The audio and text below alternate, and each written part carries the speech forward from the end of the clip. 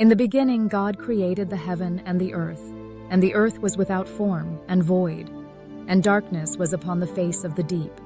And the Spirit of God moved upon the face of the waters. And God said, "Let there be light," and there was light. And God saw the light, that it was good, and God divided the light from the darkness.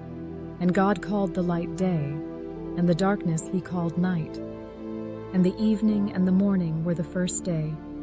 Genesis 1:1-5.